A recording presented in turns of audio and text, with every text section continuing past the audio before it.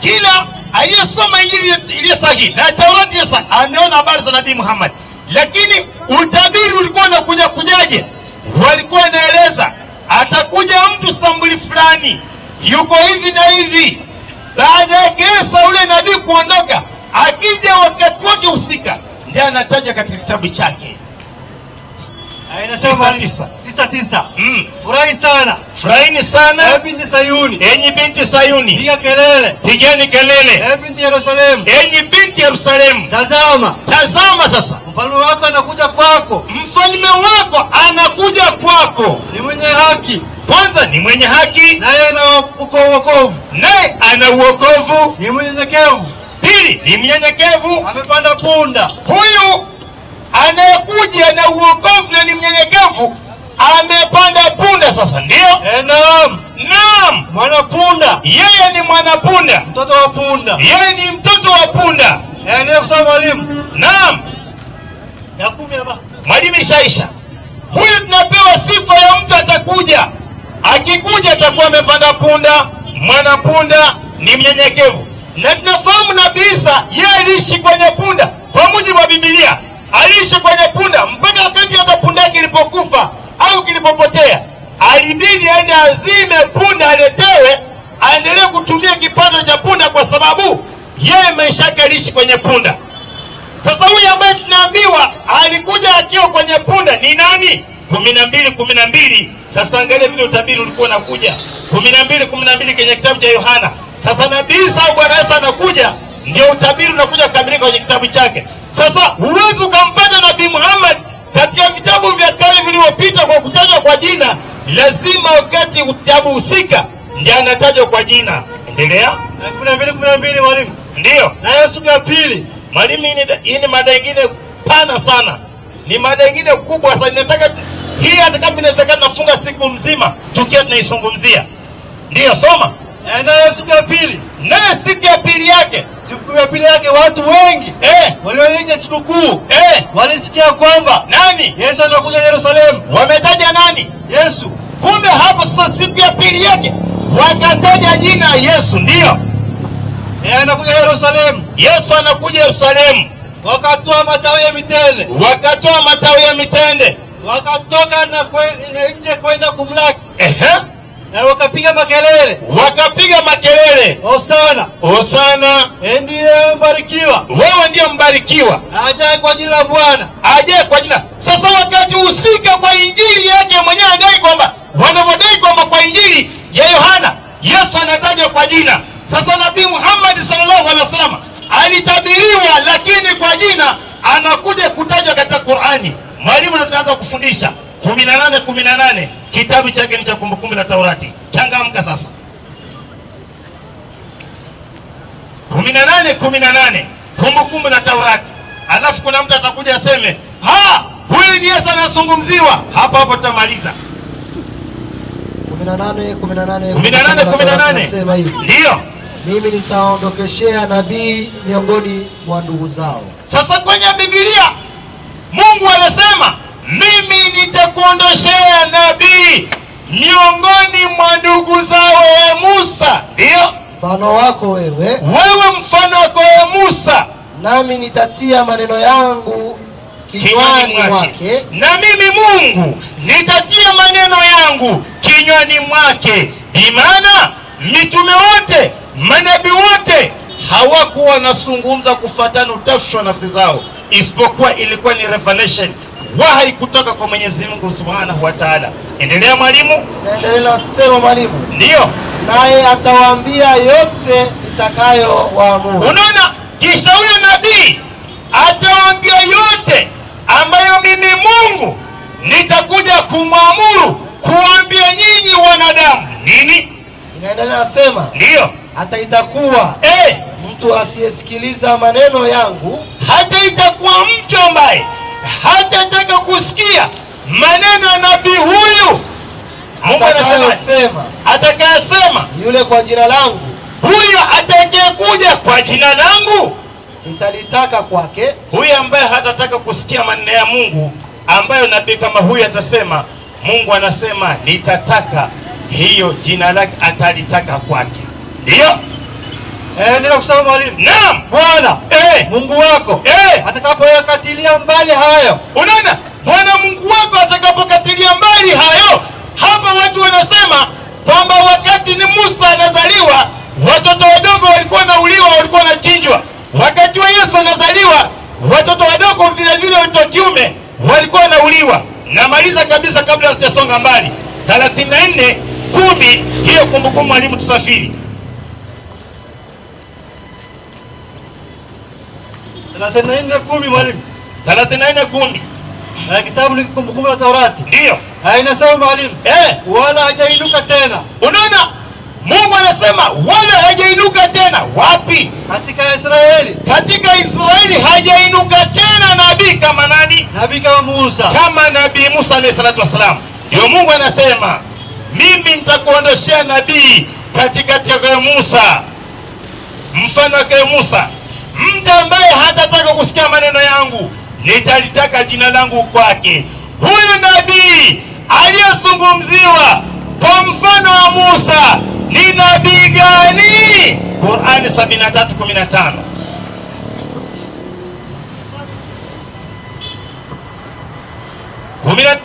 73:15 mwalimu. 73:15 mwalimu. Ndio. Bismillahirrahmanirrahim. Ndio. A'udhu billahi minash shaitanir rajim. Safiri. Inasema mwalimu, hakika sisi tumekuleteni mtume. Unaona? Mwenyezi Mungu anasema hakika sisi tumekuleteni mtume aliyeshahidi juu yenu. Aliyeshahidi juu yenu kama tulivyopeleka mtume kwa Firauni. Aya, swali kujiuliza, ni mtume yupi aliyetumwa kwa Firauni? Alikuwa Yesu? Mwalimu, Yesu ndio katumwa kwa Firauni? Hapana, Musa. Alikuwa nani? Musa alayhi salam. Rudia andiko sasa.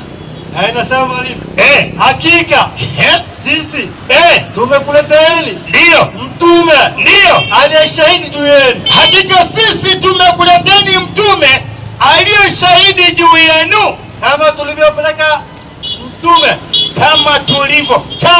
kama tulivyompeleka mtume kwa nani? Kwa Firauni. Kwa Firauni. Ndio.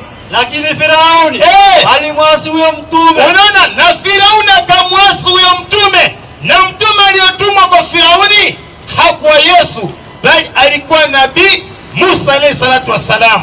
Ndio Mungu akasema, mimi Bwana Mungu nitakuondosheni nabii katikati ya ndugu zenu mfano kwa Musa. Tukikuja kwa mfano wa Musa, Musa alipigana vita, nabii Muhammad alifanyeje? Msomaji amelala. Nabii Musa alipigana vita, nabii Muhammad kafanyeje? Alipigana vita. Nabii Musa alikufa kazikwa, nabii Muhammad alikufa kafanyeje mwalimu? Vile vile akazikwa. Nabii Muhammad alioa akawa na watoto, nabii Musa kafanyeje?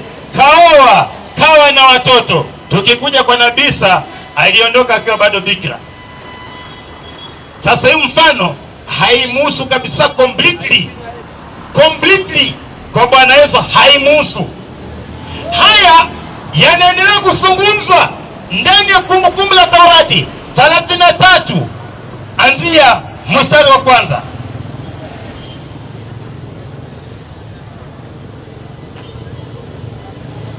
Aya 33 wale ngapi? Moja. Mstari wa kwanza. Ndio. Hii ndio baraka ya Musa. Unaona? Hii Mungu anasema hii ndio baraka ya Musa. Ndio. Huyo mtu wa Mungu. Huyo mtu wa Mungu ndio aliyobarikia wana wa Israeli. Huyo mtu wa Mungu aliyobarikiwa na wana wa Israeli kabla ya kufa kwake, kabla hajafa hajaondoka. Na nabii Muhammad amebakisha siku 81, amezungumza aya ya mwisho ndani ya Qur'ani sura ya 5 aya yake ni ya 3. Mwalimu, tuko pamoja? Nabii Muhammad anaambiwa na Mwenyezi Mungu, al-yawma akmaltu lakum dinakum. Hiyo ndio ilikuwa aya mwisho ndani ya Qur'ani, wala hajashuka ingine. Na baada ya hapo nabii Muhammad kaishi siku 81 kisha kafa. Safiri na Biblia. Nasema mwalimu. Ndio. Nenda kusema. Akasema. Bwana alitoka Sinai. Sasa hapa Bwana alitoka Sinai. Ndio. Akaondokea kutoka Sairi. Akaondokea Sairi. Sairi ndio Yerusalemu ya leo. Ndio. Aliangaza katika kilima cha Parani. Akaangaza katika kilima cha Parani. Parani, hapa ndio mali Nabii Isa amepewa kitabu chenye Injili. Ndio. Akaja Meribah Kadesh. Akakuja mpaka Meribah Kadesh. Meribah Kadesh manake alikuja na watakatifu 12. 12,000. Maliza. Upande wa mkono wake wa kuume. Unaona, upande wake wa mkono wa kuume alikuwa na sheria moto moto kwao. Alipewa sheria moto moto kwao. Manake katika kilima cha Sinai. Sinai ndiye amepewa Nabii Musa kitabu cha Taurati. Manake sheria. Na hapo ni Uarabuni. Uarabuni, hapo ndipo amepewa Nabii Muhammad sallallahu alaihi wasallam kitabu chenye sheria na hukumu. Maliza andiko. Ndio mama kusema. Ndio. Alikuwa na sheria moto moto kwao. Kulikuwa na sheria moto moto kwao. Ndio. Hakika. Hawapenda haya makabila ya watu. Unaona? Hakika akapenda katika makabila ya watu. Hapa katika mlima wa Sinai kumetaja vilima vitatu. Kwanza kulikuwa na Sairi, kulikuwa na Parani, kisha kulikuwa na Sinai. Sinai hapa ndio tunaangalia ni mali alipewa Nabii Muhammad sallallahu alaihi wasallam kitabu chenye sheria na hukumu, na Qur'ani ni kitabu chenye sheria na hukumu, na Taurati ni kitabu chenye sheria. Qur'ani sura 95 aya ya kwanza, watini wa zaituni waturi sinini. Mwalimu changamka. Wewe ukikuja kupachika ukasema ni Yesu na kungoja. Watini wa tur. Soma mwalimu. Inasema mwalimu. Ndio. Na hapa kwa tini na zaituni. Unaona Mwenyezi Mungu anasema anaapa kwa tini na zaituni. Chini ya mti hii. Katika chini ya mti hii amepata utume Nabii Ibrahim. Hapo ndipo alipopata utume Nabii Ibrahim alayhi salatu wasalam. Na Nabii Nuh. Na kisha Nabii Nuh amepata hapo utume. Ndio. Na kwa mlima Sinai. Ati nini? Na kwa mlima Sinai. Rudia tena. Na kwa mlima Sinai. Mwalimu rudia mara ya mwisho. Inasema mwalimu na kwa mlima Sinai. Kuna nini? Amepata kitabu hapo Nabii Musa. Hapo katika mlima wa Sinai, hapo ndiye amepewa Nabii Musa kitabu chenye sheria na hukumu. Haya, kama ni Yesu, wapi amepewa kitabu chenye sheria na hukumu? Katika mlima wa Sinai. Na Sinai ndiyo Warabuni. Maliza. Na kwa mji huu. Ati nini? Na kwa mji huu wenye amani. Ati nini mwalimu? Na kwa mji huu wenye amani. Ndiyo. Makka. Wapi? Alipopeleka utume. Nani? Nabii Muhammad sallallahu alaihi wasallam. Sasa mali alipopewa Nabii Musa kitabu, ndiyo mali amepewa Nabii Muhammad sallallahu alaihi wasallam kitabu. Kwa nini Mungu anasema hivi? Anasema hivi kwa sababu wana wa Israeli walikuwa wajeuri. Mungu akahamisha ufalme kutoka kwao, akapewa taifa lingine, na hapo nitakuja kukimbia. Mwalimu nifungulie Isaya 21:13.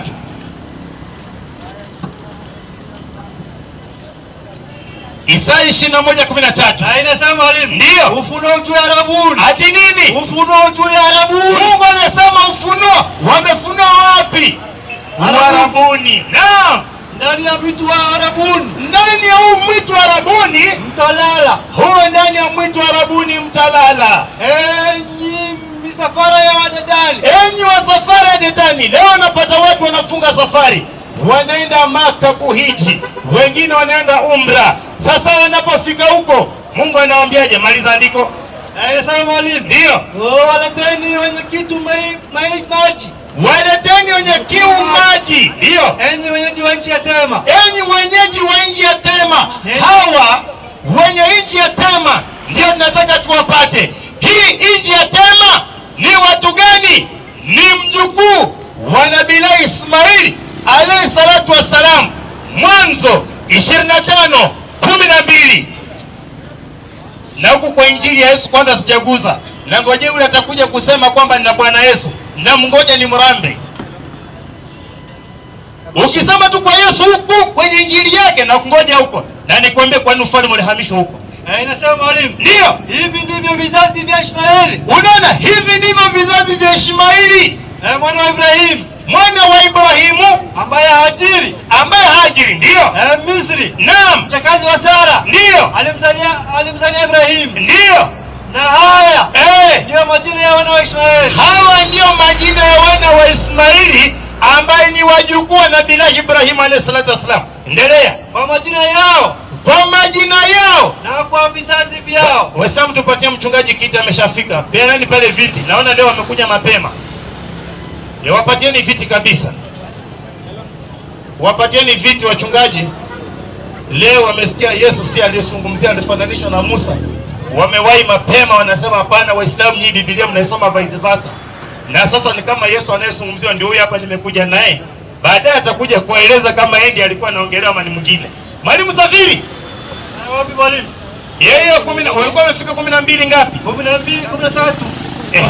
Kitabu cha Mwanzo. Ndio. Inasema mwalimu. Naam. Na haya ndio majina ya wana wa Ishmaeli. Haya ndio majina ya wana wa Ismaili. Kwa majina yao. Na kwa vizazi vyao. Maliza. Mzaliwa wa kwanza Ishmaeli. Huyu mtoto wa kwanza kuzaliwa kwa Ismaili nani?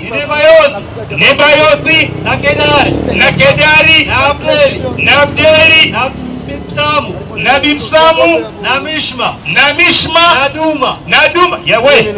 Sio Musaduma mwenye nakuanga hapa, sio yeye pa. Si Musaduma hapa. Endelea. Na Masa. Na nani? Na Masa. Maliza. Na Hadadi. Na Agadi. Na Tema. Na nani? Na Tema. Na kwenye Isaya wamesema nani? Na Tema. Hii ndivyo utabiri ulikuwa unaenda. Anayekataa kwamba si Nabii Muhammad alikuwa anatabiriwa. Haya, mimi namtaka kwenye meza. Mpe first come, tuanze na yeye.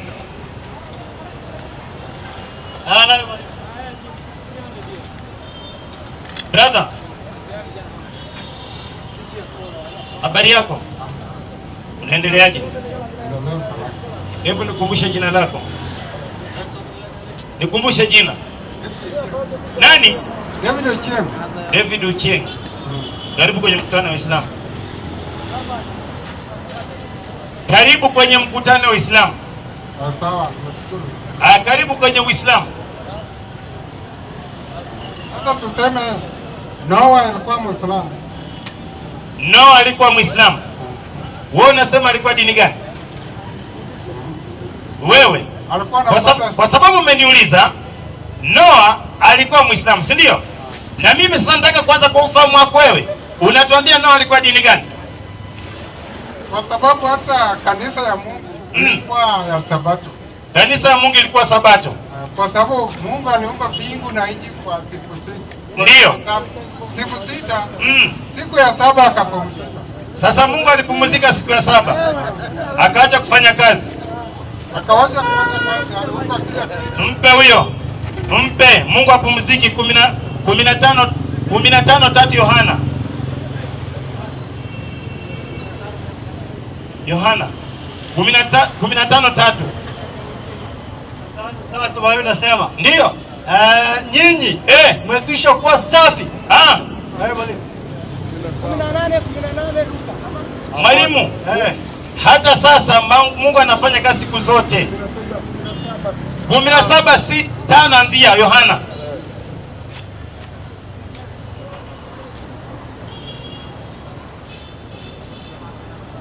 Nasema 16:5. Lakini sasa haya tangu mwanzo. Mwalimu, hebu nitumie 17:5. 17:5. 17:5 nasema mwalimu. Ndio. 17:5 na sasa Baba unitukuze mimi pamoja nawe. Mwalimu, 7:15. Sasa unajua Muhammad kidogo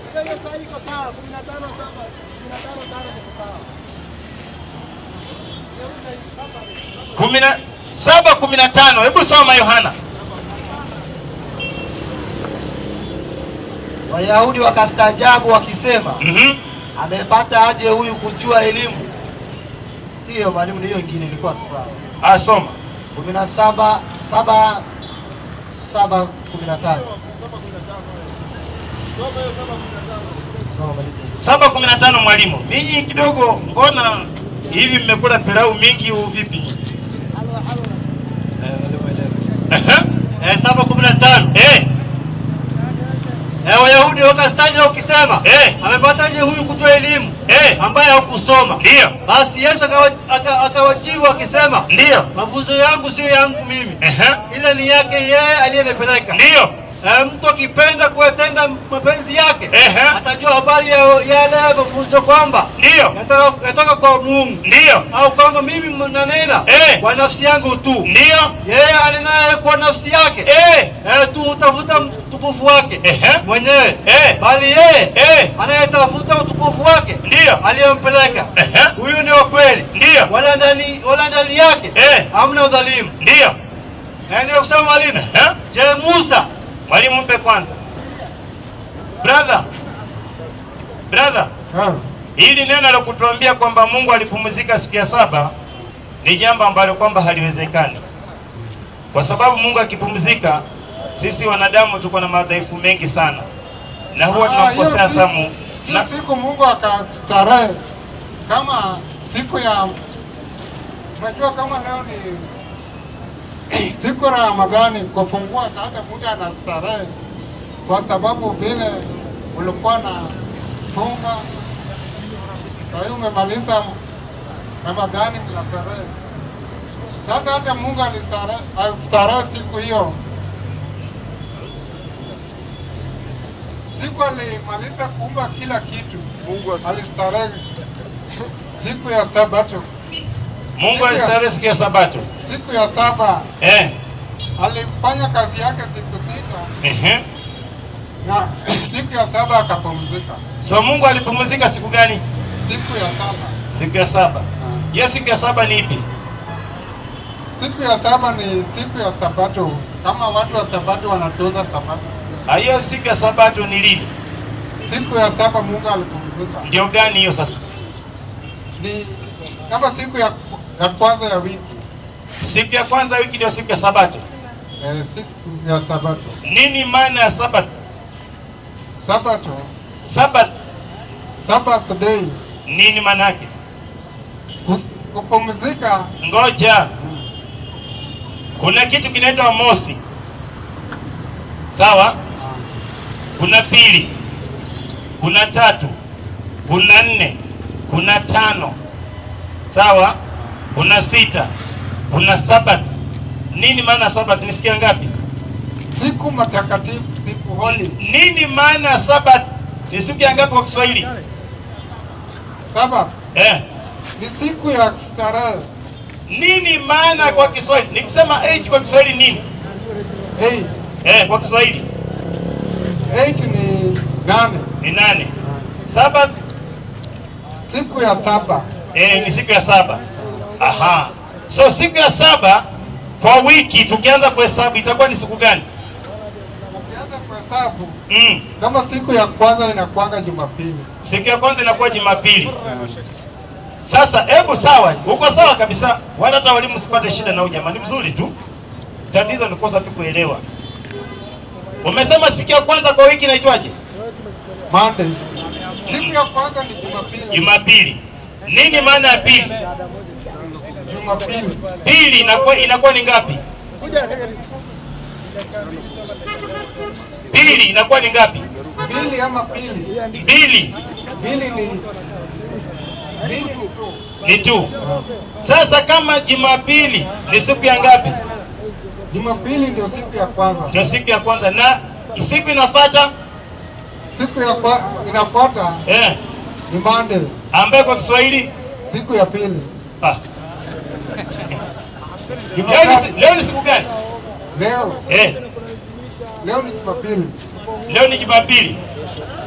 Leo ni Monday. Hebu mpatie jirani yako maiki. Huyu kwanza mpatieni maji ya kunywa kidogo. Mpe jirani yako. Brother, habari yako? Nzuri. Hebu nikumbusha jina. Ni Fredrick. Wanaitwa Fredrick. Karibu kwenye mkutano wa Uislamu. Aha.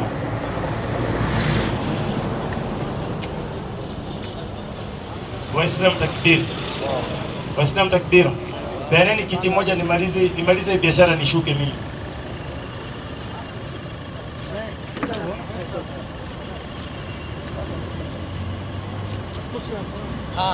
درسنا هاي marka tan ay guraan bilka horeeyay oo baahana marka aniga ka mashquul haddana shaqaan ku soo daamar raylan keenay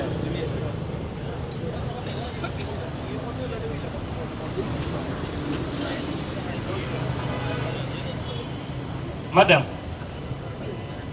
habari yako? Tumia maiki vizuri. Usiogope. Habari yako? Usiogope. Usiogope. Jisi uko free. Aha, hebu nikumbushe jina lako. Ulikuwa unaitwa nani? Naitwa Elizabeth Saida. Saida. Kwa sasa unaitwa Elizabeth. Oh, lakini kwa sasa hii ulikuwa kitambo ulikuwa unaitwa Elizabeth. Hapo umekujaje? Unataka kusilimu ama unataka kutuuliza maswali? Sio maswali. Naamua kuwa Muislamu. Umeamua kuwa Muislamu. Kwa nini unataka kusilimu? Nimependezwa na mwenendo wenu. Umependezwa tu na mienendo yetu. Okay. Labda kuna jamaa amekwambia bwana, mimi usiposilimu siwezi nikakuoa. Ukaona mienendo yake pia ni mizuri, ukaamua acha mimi nisilimu kwa sababu nataka nihifadhi nyumba yangu. La hasha. Bosi, labda bosi amekwambia usiposilimu hakuongezi mshahara. La. Kuna mtu amekwambia ukisilimu, usiposilimu hakuandiki kazi. La. Asante sana. Sasa dada, wewe mwenyewe umekubali kutoka ndani ya moyo wako bila kulazimishwa na mtu. Aya, sasa shika maiki na mkono wa kushoto. Na uashirie na kidole kimoja, manake unamkataa Baba, Mwana na Roho Mtakatifu. Hii miungu mitatu nakataa. Alishirie hivi na kidole moja. Haya maneno utarudia nyuma yangu. Sawa? Utarudia haya maneno nyuma yangu. Sawa. Sema bismi Lahi Rahman Rahman Rahim. Rahim. Ashhadu Ashhadu an la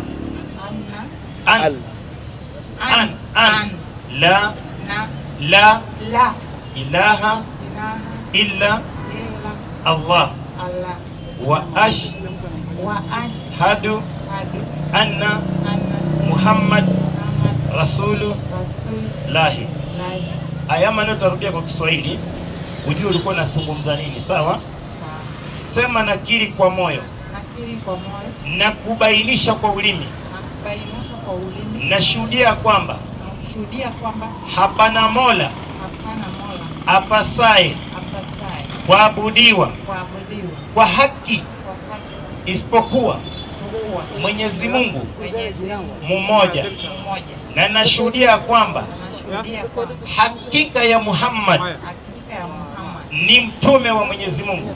Mtume wa Mwenyezi Mungu. Na Isa au Yesu si Mungu, wala si mwana wa Mungu, isipokuwa ni mtume wa Mungu kama mitume wengine. Kwa haya tu peke yake dadangu ushakuwa Muislamu. Waislamu takbir. Waislamu takbir. Huyu dada yetu amekubali kusilimu kwa hiari yake. Umesema ulikuwa umechagulia jina unaitwa nani? Umechagulia jina gani? Saida. Saida. Oh, sawa. Sasa hiyo ndio jina lako. Na dada, ukiwa na shida, ukilemewa, kwa sababu watu wengi unaposilimu wanapitia changamoto mingi. Lakini akikosea Muislamu, usitukane Uislamu. Sema huyu Muislamu ndiye aliyenikosea mimi, sio Uislamu umenikosea. Na katika Uislamu utapitia changamoto mingi, shida zipo tu. Hata pia mimi na shida zangu za kwangu nyumbani. Kipata changamoto, kwa karibu na mtu ambaye kwamba kidogo amenizidi elimu ama amekuzidi elimu, mkae mshauriane, msemezane tu peke yake dadangu. Sawa? Haya, asante. Asante. Mwalimu, rudia mshike mic, rudisha kwa nyuma nichukue swali tena kwa mwalimu mwingine.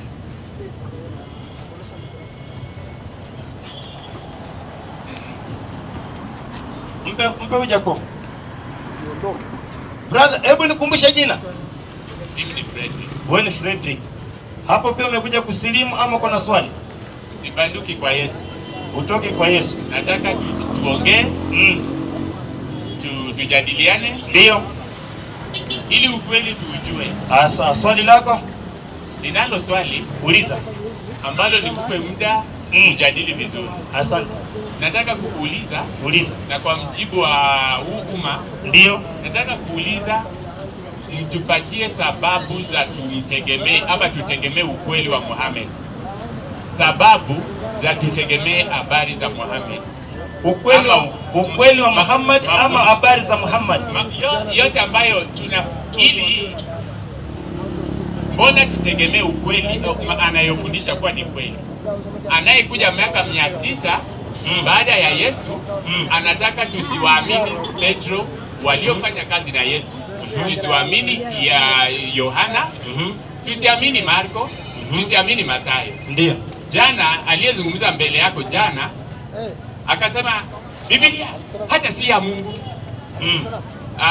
Hakutupa mstari wowote katika Qurani ambao inasema kwa Allah. Naomba swali. Ngoja, I'm explaining myself out. Kwa Allah ama Jibril alimwambia Muhammad kwa Biblia si ya Mungu. Na hali mnaitumia Biblia mara nyingi kufanya Uislamu uwe rasmi. Jana aliyesilimishwa hapa akasomewa Isaya 60 something there. Tumia Biblia wakati mnaihitaji. Nyinyi ni wanafiki. Mnatumia Biblia kuhalalisha Uislamu, mnatumia Biblia kuichafua, mnatumia Biblia hivyo mmenifanya kuamini kuwa Yesu aliye katika hii Qurani si huyu. Aliye katika Biblia. Mkanifanya kuwa na hii dhana kuwa Torati iliyo katika Biblia sio Torati iliyo katika Qurani. Mmenifanya kujua kuwa mmejitengenezea Musa wenu katika Qurani na kukawa kunaye Musa wa Biblia. Sasa nimetaka munipe sababu, nguzo zinazofanya tuamini mafundisho ya Muhammad. Ndio swali lako. Ndilo swali langu. Haya. Nafikiri swali limeeleweka. Na mwenyekiti, iwapo utanipa ruhusa nitaendelea au nirudishe kwa kipaza sauti utupe mwelekeo. Salamu alaykum wa rahmatullahi wa barakatuh. Wa alaykum salam. Yani nikupe ruhusa uendelee. Hiyo hata mvua ikianza kunyesha upati tena. Assalamu alaykum wa rahmatullahi wa barakatuh. Hebu mpe huyo kaka. Amani ya Mwenyezi Mungu iwe pamoja nao. Yupi?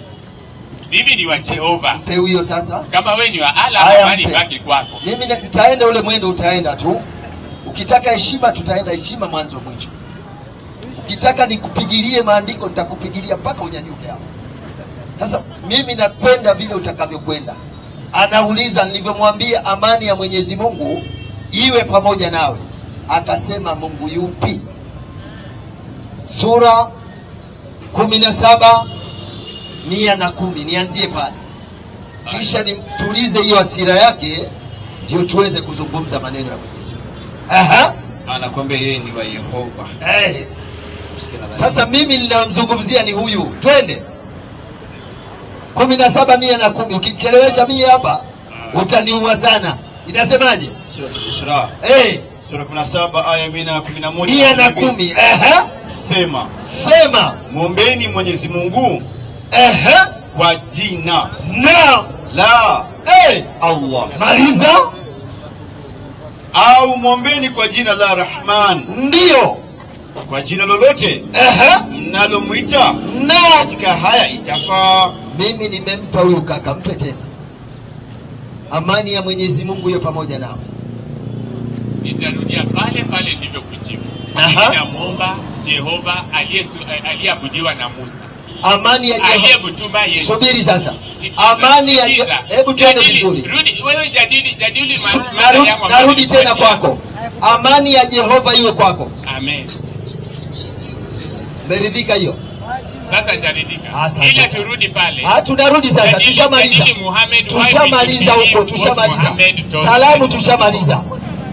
Wewe umezungumza juu ya Muhammad.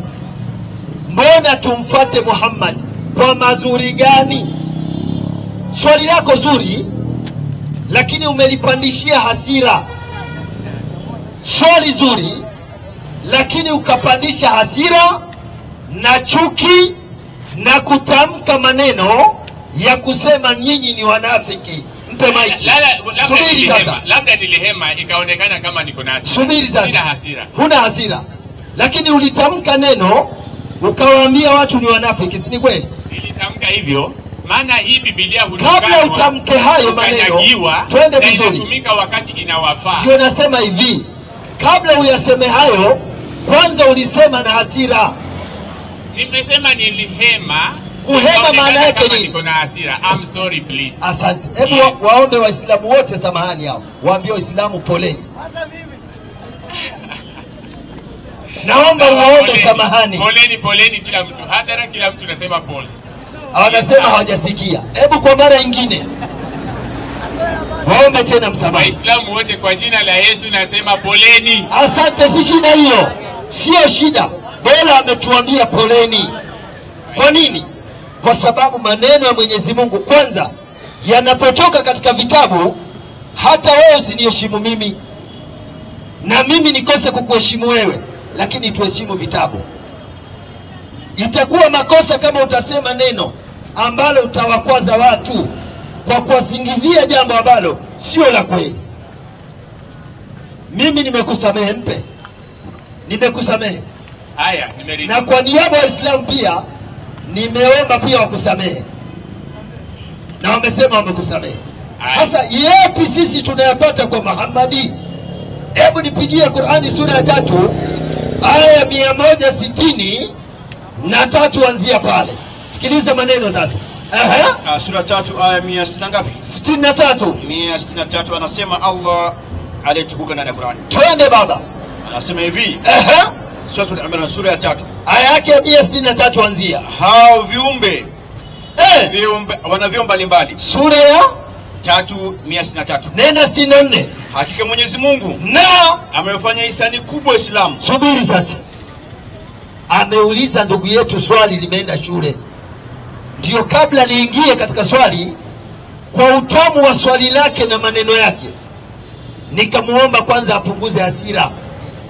Swali lake zuri, lakini kwa sababu alikuwa na hasira halikuweza kwenda vizuri. Lakini baada ya kukubaliana yeye na mimi kwamba tumesameheana, yale yaliyopita si nwele, sasa tunaganga mambo ambayo yako mbele yetu. Aya inasema Allah amewafanyia ihsani, tena ihsani kubwa. Nini amefanya ihsani Mwenyezi Mungu? Twende. Inasema hakika Mwenyezi Mungu amefanyia ihsani kubwa kwa Uislamu. Tena ihsani hii Mwenyezi Mungu amewafanyia ihsani Waislamu. Endelea. Alivyoletea mtume miongoni mwao. Alivyotuletea mtume miongoni mwetu sisi Waislamu.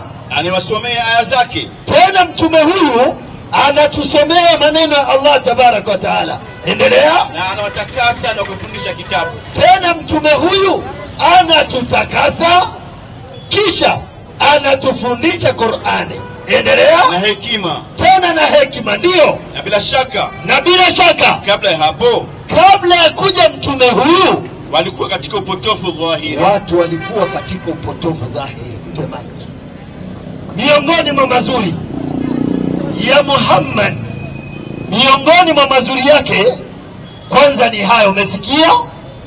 Nimesikia. Mungu amefanya ihsani, sio? Kwa mujibu wa masomo yetu wa Qur'ani, hata kama huamini, lakini Mwenyezi Mungu ametufanyia ihsani. Hii ihsani Mwenyezi Mungu alitufanyia watu gani? Nyinyi Waislamu. Waislamu, mashaallah. Baada ya kutufanyia ihsani haikutosha, Mwenyezi Mungu akatuletea mtume, sio? Kwa mujibu wa Qur'ani. Sawa? Kisha mtume huyo anatutakasa, kisha anatufundisha hekima. Kabla ya hapo hatukuwa tunajua haya. Kwa hiyo miongoni mwa mazuri ya Muhammad, hilo la kwanza. Umelisikia? Endelea, ni mada. Mpe sasa, anasema niendelee. 5:15 Qur'ani. Twende. Tunaonyesha mazuri ya Muhammad sallallahu alaihi wasallam. 5 aya yake ya 5 kitabu kitukufu cha Qur'ani. Inasemaje? 5 aya 5 sura Al-Imran. Twende. Anasema Allah ndani ya Qur'ani. Ndio. Sura 5 inaitwa sura 5. Aya yake ya 15. Aya 15 anasema Allah ndani ya Qur'ani. hapo ubadilishwe. Enyi watu wa kitabu. Hapo badilishwa tu. Enyi watu wa kitabu. Ndio. Enyi watu wa kitabu. Mungu anasema anawaita watu, enyi watu wa kitabu. Amekwisha kufikieni mtume wetu. Amekwisha kufikieni mtume wetu. Anayekudhirishieni mengi. Hebu anza tena Sheikh Hassan, anza tena. Enyi watu wa kitabu. Asante. Amekwisha kufikieni mtume wetu. Mpe sasa kwanza. Hiyo si ni Qur'ani? Credentials. I'm asking for the credentials mimi of the kizungu prophet. simo. Twende Kiswahili. Nasema hiyo si ni Qur'ani? Tajriba za huyu mtume ili tumuamini. Credentials. Haya, mpe sasa, endelee. Endelea. Enyi watu wa kitabu. Ndio. Amekusheni kufikieni mtume wetu. Endelea. Anayekudhirisheni mengi mliokuwa mkiyaficha katika kitabu. Huyu mtume anawaambia watu wa kitabu kuna mambo yalikuwa yanafichwa. Baada ya kuja mtume Muhammad sallallahu alaihi wasallam, yale yalikuwa yanafichwa katika vitabu, alikuja nabii Muhammad akayaweka wazi. Endelea. Inasema hivi. Unaniua Bila shaka. Bila shaka. Bila shaka imekwisha kufikieni nuru kutoka kwa Mwenyezi Mungu. Subiri sasa. Bila shaka nuru imekwisha kufikieni. Nuru ambaye ni nabii Muhammad sallallahu alaihi wasallam imekwisha kufikieni. Nuru hii inatoka kwa Mwenyezi Mungu Subhanahu wa Ta'ala. Endelea. Twende. Nasema hivi, nuru kutoka kwa Mwenyezi Mungu. Na kitabu kinachobainisha kila jambo. Asante sana. Kwa kitabu hicho Mwenyezi Mungu humuongoza mwenye kufuata radhi yake. Yake katika njia salama. Hiyo aya hujaisoma vizuri. Asemaje kwa kitabu? Ianze kabisa hiyo aya. Hujanipa. Enyi watu wa kitabu. Twende. Amekwishieni kufikieni mtume wetu. Anayekudhirisheni mengi mliokuwa mkiyaficha katika kitabu. Twende. Na usamehe mengi. Subiri sasa, hapo uliruka. Yaani ulimeruka hapo, umenyongonyesha. Nabii Muhammad sallallahu alaihi wasallam yeye husamehe mengi. Mengi Nabii Muhammad anayasamehe. Kwa hiyo ukitaka kuyajua mazuri ya Muhammad, chukua hilo, nenda nalo. Muhammad anasamehe mambo mengi. Endelea. Usamehe mengi. Ndio. Bila shaka. Bila shaka. Imekwisha kufikieni nuru kutoka kwa Mwenyezi Mungu. Bila shaka nuru imekwisha kufikieni kutoka kwa Mwenyezi Mungu. Endelea. Na kitabu. Ndio. Kinachobainisha kila jambo. Asante. Subiri, mpe sasa maiki. Lingine hilo tuongeze. Endelea. In short, I'm demanding for the CV of the prophet. Tajriba. Mbona tumuamini? Mpe sasa. You don't become a principal kabla hujakuwa senior teacher, hujakuwa deputy. Asante sana. Tumuamini. Mbona tumuamini? Sura ya 13 baba. Aya yake 43 Qur'ani. Mbona tumuamini Nabii Muhammad? Twende sasa. Sura ya 13 aya yake 43. Kisha nimkague wewe bwana, nimuone ako katika mlengo gani. Twende. Anasema hivi. Na wanasema wale walokufuru. Ndio. Na wanasema walokufuru. Wewe si mtume. Hebu mpe sasa. Upo? Nipo hapa. Kuna watu wanatamka kwa midomo yao. Wanamwambia Muhammad yeye sio nani? Kwamba yeye si mtume. Wewe unasemaje? Mimi bado hajanidhihirisha. Waislamu takbir! Rudia aya sasa. Rudia aya. Nilikuwa nakupima mimi.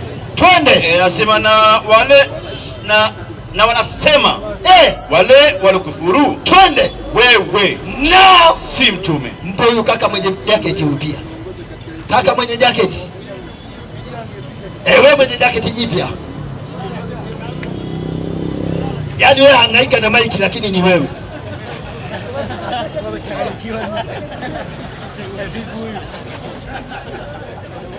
Upo? Mbona hiyo maiki unapeana leo bila mpango vipi? Na mimi nimekuambia wewe ndio upewe. Asante sana. Kuna watu wanatamka kwa midomo yao, wanasema Muhammad si mtume. Wewe unasemaje? Muhammad ni mtume. Waislamu takbir! Hata ilitakiwa utoke hapa uje katika viti maalum VIP. Hebu mpe kaka mwenye viatu vya dukani. Kaka, amani ya Mwenyezi Mungu iwe pamoja nao. Unaitwa nani kaka? Unaenda mbinguni leo? Unaondoka leo ama kesho? Kaka. Naam. Kuna watu wanatamka, wanasema Muhammad si mtume. Wewe unasemaje?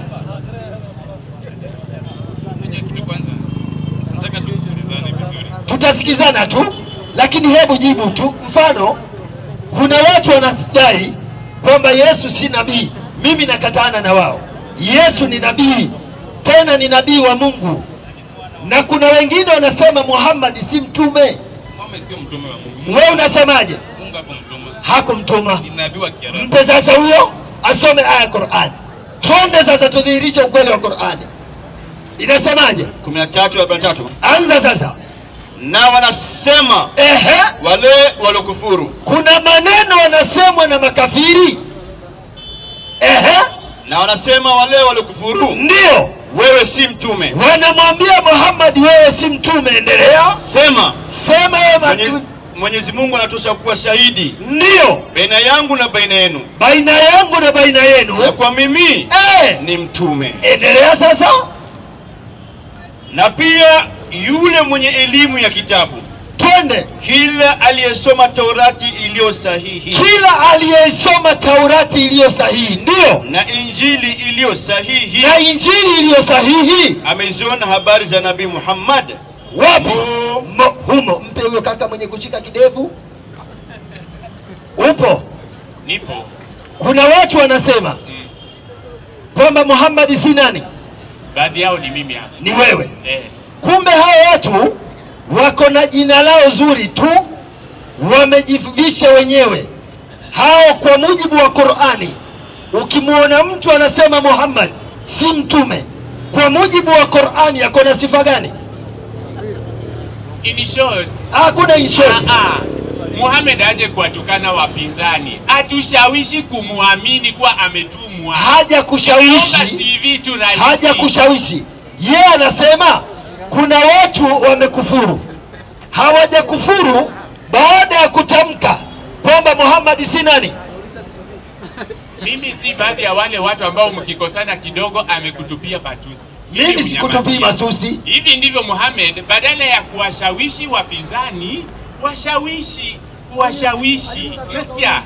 Hebu peana maiki. Hakuandaliwa vya kutosha. Kumalizia sasa, peana maiki. Vya kutosha na mwenye kumtuma. Wewe humwamini Nabii Muhammad, mpe tena.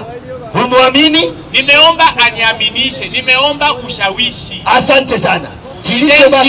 Haya, mpe tena huyo. Kilichobaki kwa ndugu yetu ni chuki ya Muhammad. Allah anasema wamekufuru wale wanaosema kwamba Muhammad si mtume. Lakini pia kila mwenye elimu ya kitabu, kila aliyesoma Taurati iliyo sahihi na Injili iliyo sahihi ameziona habari za Nabii Muhammad huko. Sasa huyu jamaa yetu Injili ameitoa wapi?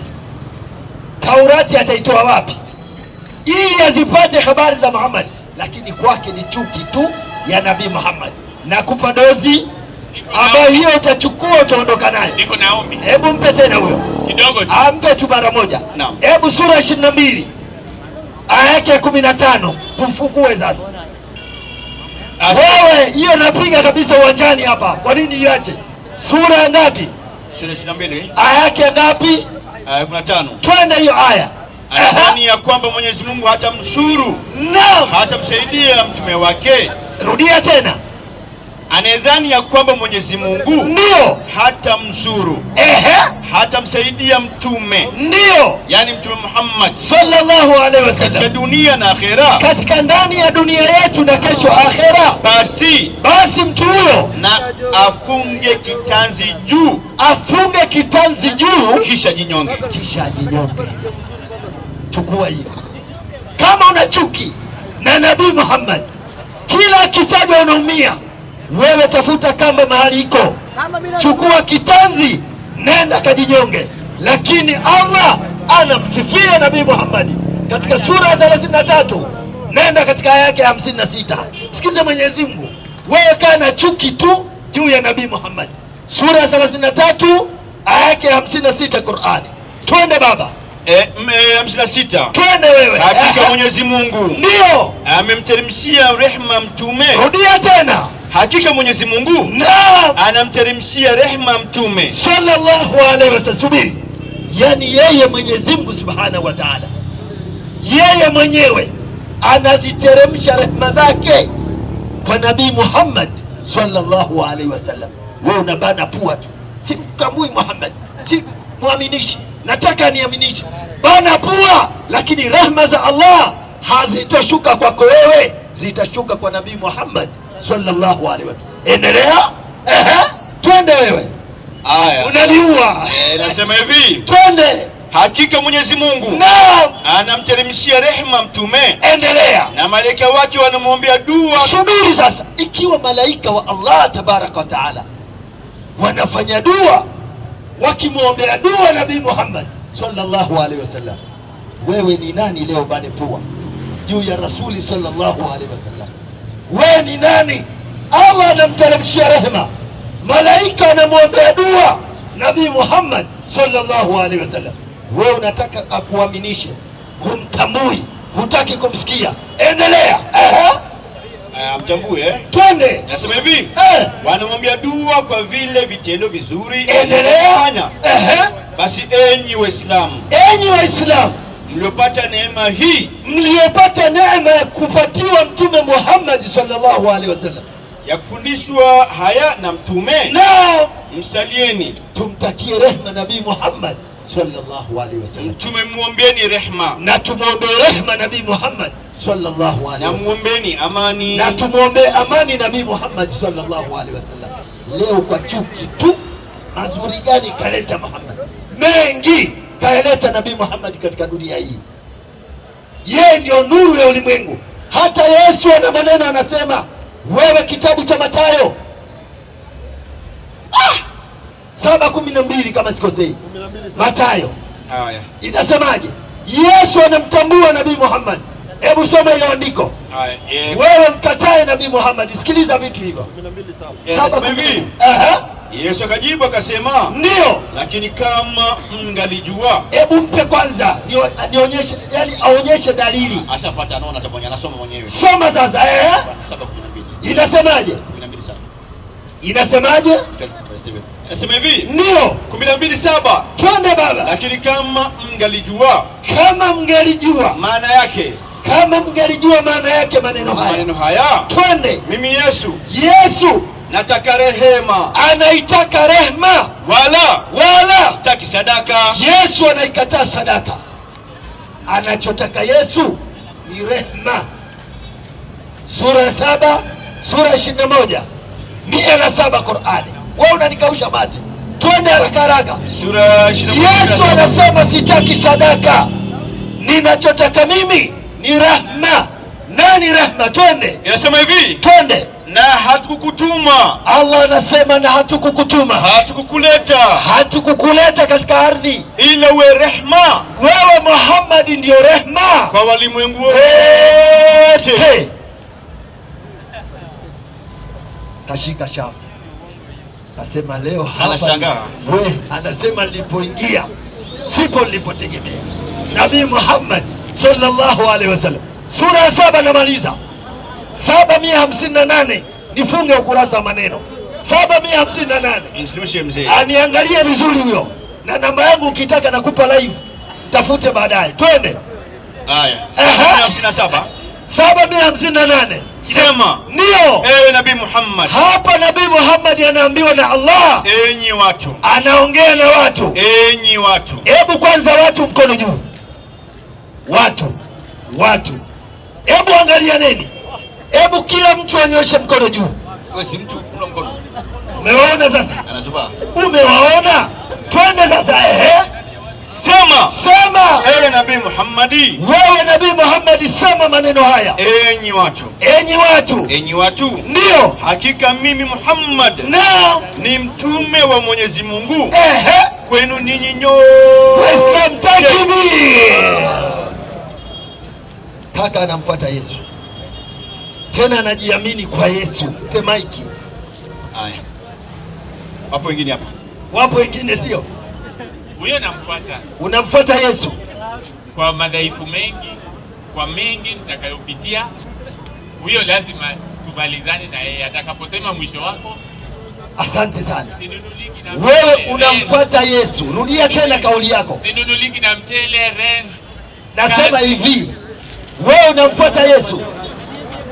Tumeitiwa. Kwa andiko gani? Kwa andiko gani? Andiko rahisi tu. Atoa. Yohana 3:16. Hiyo tutaenda wapi? Nenda sasa hayo maeneo. Nimtie shuleni huyo leo. Twende sasa. 3:16 Yohana. Unamuuliza atakwenda wapi? We. Mbele yangu mimi 3:16. Kwa maana jinsi hii ndio Mungu alipenda ulimwengu. Asante. Hata akamtoa mwanawe pekee. Ndio. Ili kila mtu amwaminie asifanyeje? Asipotee. Bali awe na uzima wa milele. Mpe alalamike. Haleluya. Amen. Amen ndio nini? Fafanua andiko. Tumekubali. Nini? Yaliyosemwa. Na nani? Hilo andiko vile limesema. Linasemaje? Kwa maana jinsi hii ndio Mungu aliupenda ulimwengu na likaendelea. Aminie asiangamie. Asiangamie iko hapo. Inna lillahi. Hebu nimpime huyo kaka. Amumwamini huyo mwana. Katika vipimo vyangu vya kawaida. Kwa Allah hana mwana. Hebu subiri sasa. Mwenye mwana. Hebu nipigie kaka. Kitabu cha Matendo ya Mitume 5:31 nimpime pressure yake huyo. Mahali inaishia. Moyo wake unadunda namna gani? 5:31 Matendo. 5:31 Matendo ya Mitume. Wewe Bible ya Kiafrika iende pale. Twende. Mtu huyo. Ndio. Mtu huyo. Fungua. Fungua kidogo. Fungua kabisa. Twende. Mtu huyo na Mungu amemtukuza kwa mkono wake wa kuume. Twende. Awe mkuu. Na mwokozi. Maliza. Awape Waisraeli nini? Toba na msamaha wa dhambi. Mpe sasa. Kuna mtu Mungu amemtukuza. Hivyo na asubiri. Kuna mtu Mungu amemtukuza. Hivyo imesema. Awe mkuu. Shika maiki. Ashike mwenyewe. Awe mkuu sio? Yes. Awe mwokozi. Ndivyo. Kuna watu wanatakiwa wapate toba. Hivyo. Na msamaha wa dhambi. Wakina nani hao? Waisraeli. Asante. Hapo. Subiri hapo. Subiri hapo. Andiko linaendana na andiko. Andiko linaendana na andiko. Sawa? Pia tusome Marko 16. Ipinge hiyo. Unatoa huyo aliyetukuzwa katika Marko 16 akawatuma wasambaze hiyo habari. Asante sana. Akatufikia huku. Tutasoma Marko 15:16. Tutaisoma. Lakini kwa mujibu wa andiko hilo kuna mtu Mungu amemtukuza.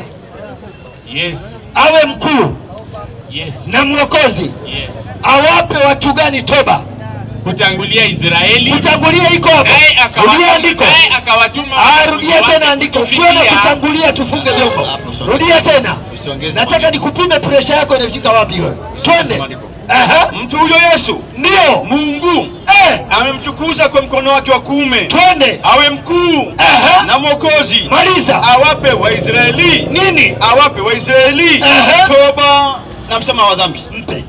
Kaka, unaheshimu maandiko ya Biblia? Kabisa. Hauna ujanja wa maandiko. Ila andiko linaendana na andiko. Asante. Soma. Pia tusome pia Mathayo 28. Kabla tuhame. Andiko linaendana na andiko. Nitahama sina shida. Ngoja. Kuna mtu Mungu amemtukuza sio? Huyo Yesu ndio nataka nikwambia andiko laendana na andiko. Pia tusome Mathayo 28:14. Soma ya kupinga hiyo. Kisha narudi kwako. Mimi nitakuacha. Ana usasi na hii. Nitakurudia huko unakokwenda. Twende. Mathayo ngapi? Mathayo 28 sio anasema. 28 ngapi? Anapinga Biblia. Mathayo 28 ngapi? Nasema Mathayo 28 mstari wa 14. Kwanza kuwa na uhakika ya gari unayopanda. 28:14 mstari. 28:14. Soma sasa. Andiko zuri sana anatoa huyu. Anasema hivi. Soma sasa. Neno hili na neno hili. Hii Mathayo 28:14 hiyo. Twende sasa. Guessing work. Inasemaje? 24. Huyu anamsaidia anasema 20. Saidia nani hata mkiwa 40 hapo? Hatoki mtu leo. Twende. Amesema ngapi? 20 ngapi? 24. Hebu mpe Daudi, mpe Daudi, mpe Daudi. Daudi? Naam. Unasemaje? Anasema jamaa ametoa 24:14. Ndio. Na huyu msomaji wako anasoma 28:14. Namrekebisha. Unamrekebisha nani? Mwenye kusoma. Inna lillahi. Kwa sababu andiko huyo hasomi andiko mpaka ambiwe soma andiko. Wewe Daudi, hebu kidogo. Wewe shughuli hujaalikwa. Wataka kwenda mahali tayari watu wako na kadi zao. Na unajifanya umealikwa katika shughuli hiyo. Tena unabeba ndimu zako pamoja na kachumbari. Hujaalikwa hapo. Mpe maiki huyo. Nani msomaji ama? Nani mpe maiki msomaji? Yeye ndio kaambiwa. Huyo ataka mataifa. Wewe. Mataifa yote. Twende sasa inasemaje? Ndio hiyo. Tutasoma yote. Soma 24:14. Alafu tutasoma 28:14. Ya kupinga ile msomee. 28:14. Ndio hiyo ameambiwa. Daudi naye na kofia lake kasema sio hiyo. Inna lillahi. Daudi. Wewe unataka kumkoroga huyo. Amwendi kanisa moja. Daudi anaona jahazi inazama. Soma hilo andiko. Tulia bwana. Wewe Daudi. 24:14 ya Daudi. Inasemaje? Tena habari njema ya ufalme itahubiriwa itahubiriwa katika ulimwengu wote. Endelea. Kwa ushuhuda mataifa yote. Ndio. Hapa ndipo ule mwisho. Mwisho utakapokuja. Mpe sasa. Mwenye kutoa andiko unasemaje? Huyo mmoja. Aliyetoa ni mzee anatia huruma sasa. Tunashirikiana na pamoja. Mpaka unaomba ushirikiano sasa. Tunamtumikia Mungu mmoja. Waislamu takbir. Hebu subiri Daudi. Kuwa na heshima na mkutano. Hajakupa maiki. Mimi ndio control. Nikisema upewe. Tunamtumikia Mungu mmoja. Wewe Daudi. Sasa nimesema. Subiri sasa. Daudi, ikiwa maji yanazidi unga, niombe ni mimi kwamba mahali imefikia mwenzetu mmoja hatoweza. Wacha tushirikiane wote, nipeane ruksa hiyo. Mwalimu, ndugu yangu hapa amenipa maiki. Nani? Kwa sababu gani? Kwa sababu ameona niko na uwezo wa kuweza kujibu swali lako. Asante. Kwa hiyo yeye aliyekupa maiki hana uwezo. Hebu mpe kwanza. Hana uwezo. Mpe sasa, mpe. Sasa haya, mpe maiki yule kaka. Kaka chukua maiki. Tafuti ushindi. Tafadhali. Wewe ndio umekoroga. Subiri kaka. Mnajisifu. Wewe ndio umekoroga uji. Itabidi unywe. Subiri. Sasa ikiwa tumikia Mungu kwa unyenyekevu. Asante sana. Kila mmoja wetu ni bora.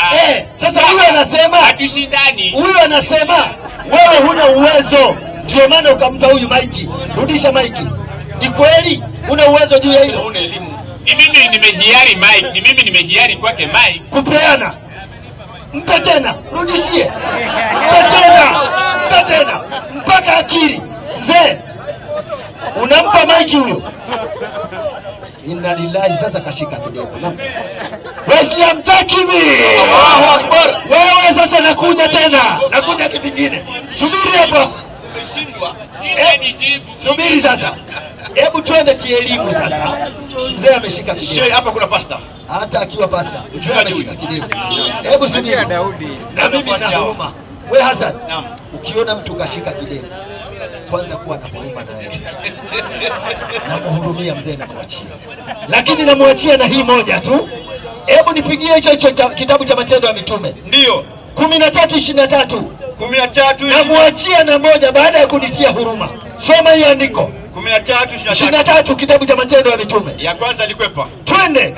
Ipi usikwepe hii? Inasemaje? Katika uzao wake mtu huyo. Ndio. Katika uzao wake mtu huyo. Twende. Mungu amewaletea Israeli. Nani? Amewaletea Israeli. Mwokozi. Maliza. Yani nani? Yesu. Mpe mzee kama atie huruma tena mara ya mwisho. Mzee unaamini kama alivyoahidi? Maliza andiko. Kila mtu anaposta vile yeye hukaa. Yaani kutafsiri, mimi hata utembea peke yangu. Asante sana. Kumbe Mungu amewaletea nani? Israeli. Nani? Naye huyo mwokozi kapatia wanafunzi wake wajibu wa kusambaza neno. Asante sana. Sasa ikiwa Yesu Mungu kamtuma kwa wana wa Israeli, ufagiliwa kutoka ndani kuelekea. Namaliza. Wewe mzee ufagiliwa toka ndani kuelekea nje. Alitangulia na Israeli kuelekea ulimwengu. Wewe ni Mwisraeli? Tafadhali nyumba. Wewe ni Mwisraeli? Nyumba ufagiliwa kutoka ndani kuelekea nje. Rudisha maiki. Mzee alikuja na hasira zake. Saa hii mkono hakuna pa kuweka, ni hapa sasa. Si unaona amerudisha. Hapa ndio Isli. Ukija na hasira tunapoesha. Ukija mwendo kasi tunakwenda. Ukija kiheshima tunakwenda. Vile utakavyokuja ndio tutakavyokwenda. Mzee ametulia sasa. Ametulia vizuri sana. Waislamu takbir. Alikuwa na dalili za kumkataa Nabii Muhammad sallallahu alaihi wasallam. Lakini baadaye aliona huku tunakoenda hatutofika. Ametulia. Waislamu tutulie. Nani huyu anataka maiki pale? Karibu pastor. Haya, aingie hapo. Aingie. Aingie tu vizuri na viatu, asitoe viatu. Aingie nazo. Mpe kiti. Wala hatusema hayo. Mpe kiti kisha mpe maji. Pastor mwingie bwana.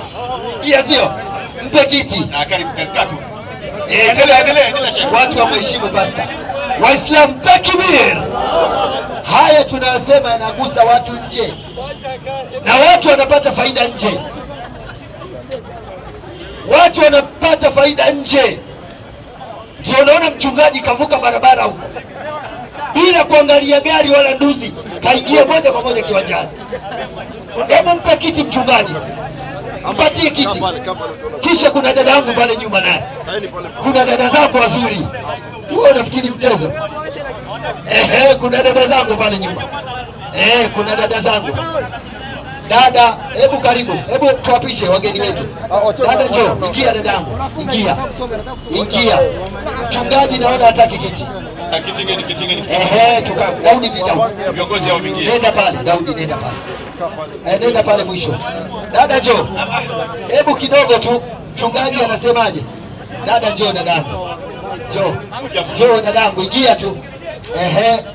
Dada njoo. Usikae hapa dadangu. Nenda pale. Tuwapange vizuri. Nenda pale. Waislamu mkono juu. Ikiwa ni Muislamu mkono juu. Waislamu takbir. Haya, hebu ndugu zetu tutulie katika benchi. Benchi hilo tulieni, nakuja hapo. Hebu Wakristo mkono juu. Ikiwa ni Mkristo. Mkristo mkono juu. Mko wako wengi. Hebu kaka mwenye viatu vya dukani. Njoo wewe. Leta kiti kingine. Leta kiti, lete, wapatie viti. Tulia hapo kaka. Kaa tu hapo. Kaa hapo. Tulia, kalia kiti. Kalia kiti. Kalia kiti. Kalieni viti. Waislamu takbir. Haya, wako wengi. Waislamu nirudi kwenu dakika moja. Umechemka kule. Lakini usingechemka baada ya kuchemsha. Tunajua. Yaani mimi mahali niko. Unapomgusa na wale wanaingia kwa moto ni kawaida. Hiyo ni mimi, lakini sisemi kwa kila mtu. Ni wengi shehe. Narudia tena. Mimi mahali niko, unapomgusa Nabii Muhammad, gusa kwa uzuri. Basi. Lakini ukija kwa njia ya kejeli na kuonyesha kwamba Muhammad ni dhaifu, mimi naweka ile gia ambayo utategemea. Unaona watu wanapeleka watu wapi? Motoni. Sasa wale wengi ndio nini? Kuna dada pale nimpe maiki. Kuna yule kaka mwenye viatu vya dukani. Kisha kuna wachungaji hapa wanachonga sana. Lakini watachonga baada ya kusikiliza kile watakachokifanya hapa. Waislamu, siku 3-4 zilizopita tulikuwa na harakati za Eid. Tutulie Waislamu. Tulikuwa na harakati kwa ajili ya Eid.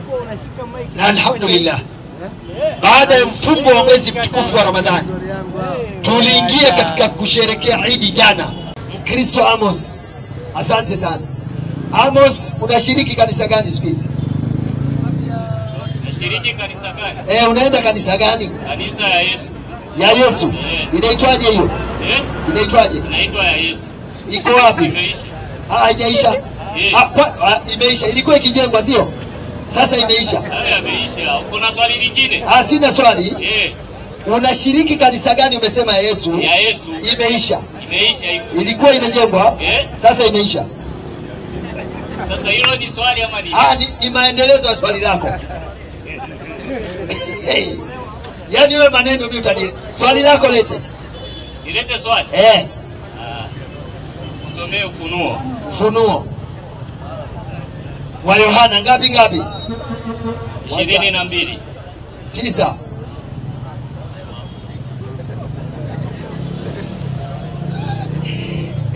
Hatari sana. 22 ngapi kaka?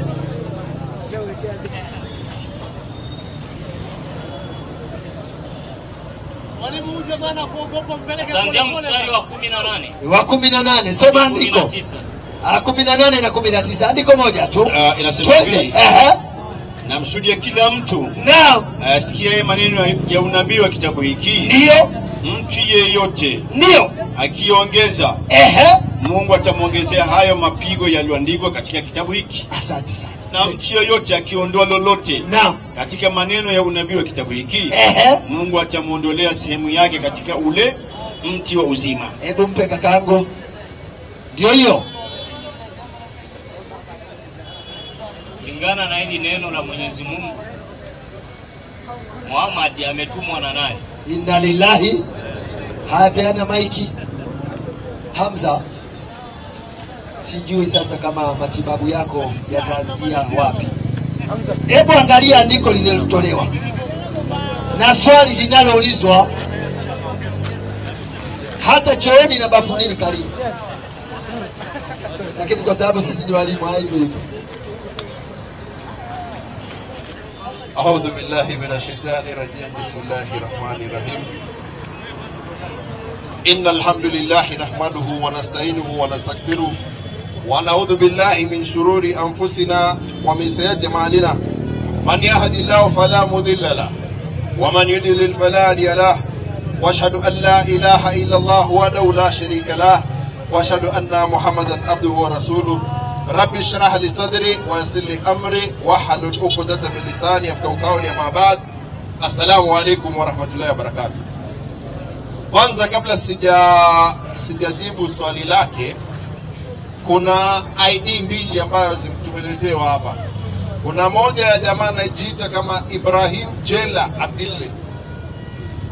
Ibrahim Jella Abdille, kama unamjua utamchukulia ID ama muarifisha kwamba tuko naye.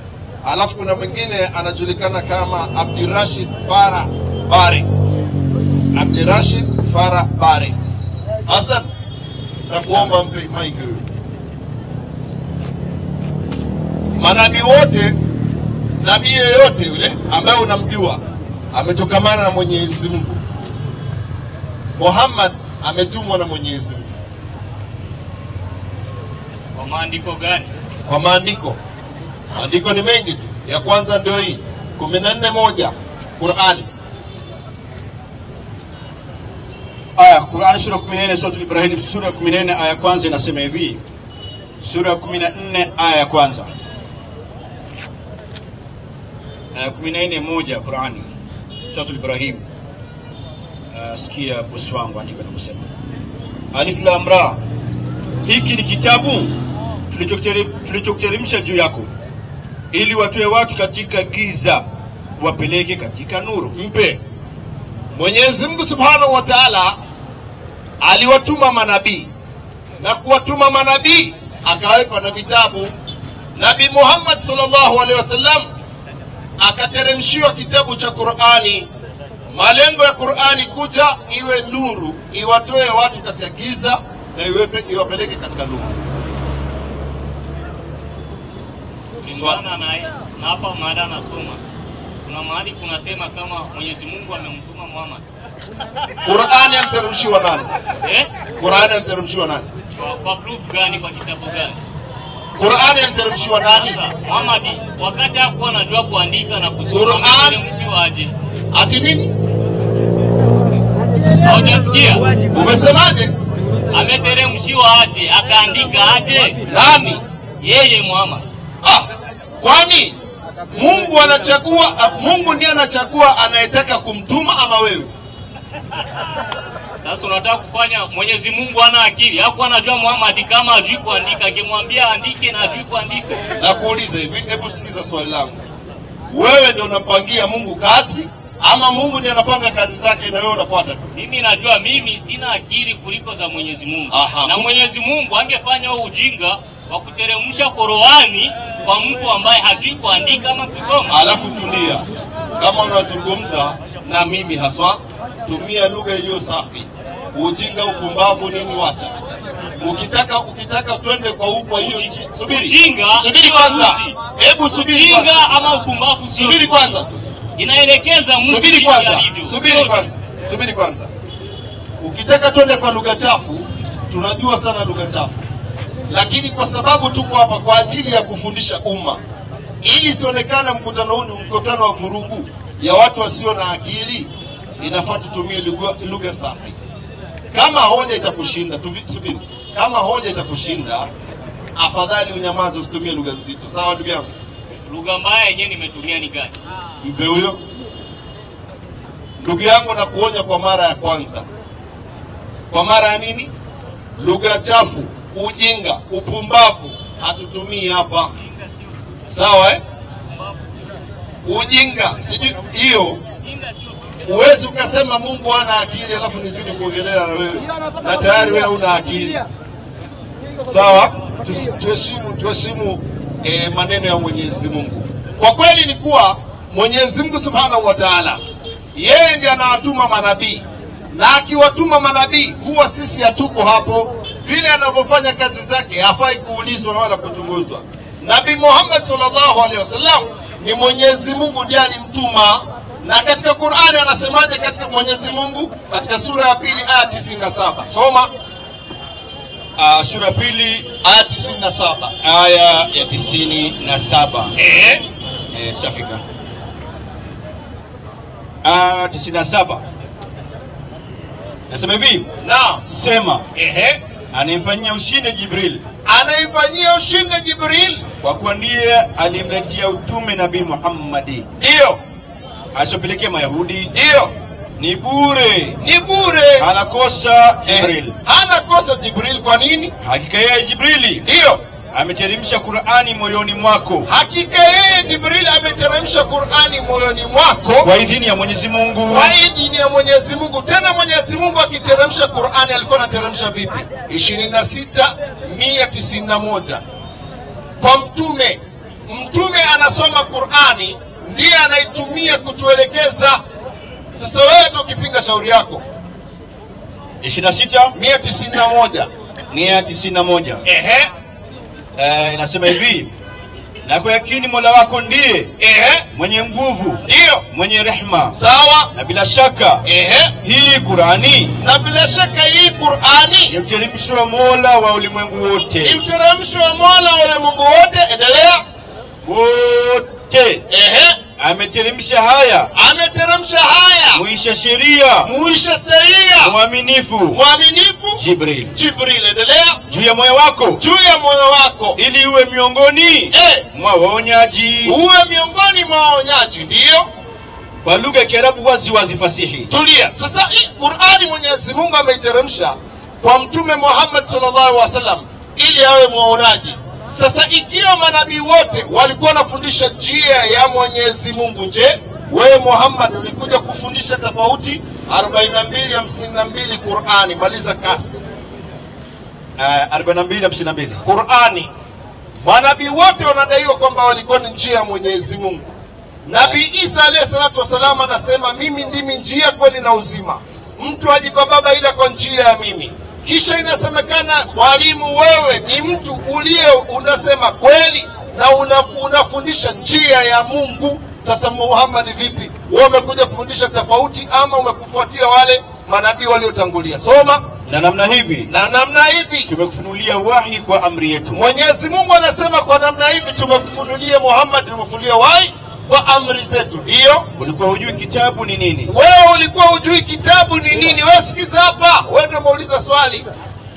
Sikiza maneno. Usiende sokoni. Usiende sokoni, sikiza vitu taratibu. Uko katika shule hapa, tuition ya bure. Soma. Nasema hivi.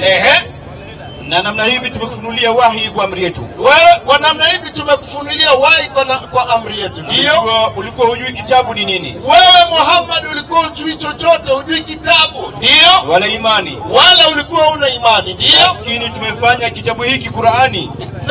Lakini tumefanya Qur'ani ni nuru. Ni nuru ambayo kwa nuru hiyo tunamongoza tumtakaye. Mpaka kesho tutasomea andiko hilo, ukienda waende soma. Wa akhir dawana alhamdulillahi rabbil alamin. Mpaka kesho inshallah tukutane tena.